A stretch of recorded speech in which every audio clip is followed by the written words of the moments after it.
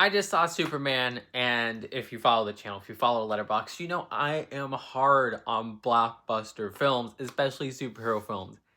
But yeah, I really enjoyed this. I thought this was really fun, and it showed not only through the writing, through the world that it built, and the camera work. Like, this is a really dynamic movie and how it's directed. Fight scenes feel very fluid and are interesting to watch. A lot of these things I can't say with stuff that I've seen from Marvel recently or even DC. Like, I did not care for The Flash. I mean, that's an easy one, but even the Batman, I think I like this more.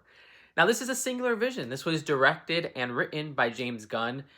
And I'm like, this guy, I think, makes the best modern superhero films because I'm thinking of all the modern superhero films I liked, and they're by James Gunn. I really liked Guardians 3. The Suicide Squad was fun. Guardians 1 and 2, okay, maybe they're not my favorite MCU movies, but they're definitely on the better half of that. Now, I think there's some great performances here. I love the Superman actor, David Cornsweet, I think his name is, or something like that. His chemistry with Rachel Brosnahan, I think her name is, but Lois Lane, I was going to say his chemistry with Lex Luthor. His chemistry with Lois Lane is fantastic. It feels genuine. Lex Luthor is great. Nicholas Hoult, where he's very hateable and often kind of pathetic. But yeah, that's what I would expect from this Lex Luthor character, and he's a good villain. There's a lot of minor roles that I was like, oh wow, that's like a small role, but that was a memorable character. The score was great as well. I really liked the reincorporation of that classic Superman theme with a fresh new twist. But there were some different genres of music that I heard in here that I was like, oh wow, like that fit the scene, and that was like a more darker tone score track and everything there, very distinct. So yeah, all of that was great. I love the color palette of this movie. I'm thinking of Man of Steel, and that movie was like deathly serious and had the drained out color palette. It looked like shit. This has such a vibrant color palette that fits the tone of hope, where this film doesn't take itself too seriously, but there are genuine emotional scenes that I was like, wow, this like actually properly tugged at my heartstrings. And a lot of that credit goes to the writing, but also the performances. Multiple moments where I got a little bit choked up. I did not expect that from the new Superman movie. I do think there are some problems, and they do relate to the CG. There are scenes where characters are like superimposed on a background and things like that that looked kind of off. There's objects that get destroyed, and I'm like, yeah, that didn't look real.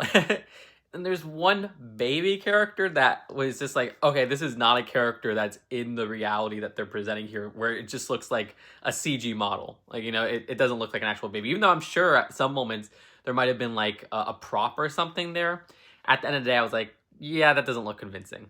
The humor didn't really work with me, but there was nothing groan worthy. Like, I'm thinking to Thunderbolts, where it's like, ugh, there's so many like stupid, easy jokes. There's none of that. It's just like, okay, yeah, there are genuine like attempts at humor, and none of it made me laugh. So it's not a huge problem or anything like that. There was also one plot point that I thought was like, oh wow, the characters turned on this character so quickly. That felt like a forced bit of conflict, because while a lot of this film is heightened in its take on reality, like it's a world of superheroes, that just felt like, okay, that was just a cheap shot, and that could have been built a lot better and thought out better in terms of the writing. But talking about the writing, one thing I did like is that it has things to say. There's a lot of relevant social commentary and geopolitical commentary on accepting people who are different, how the media frames people who are different.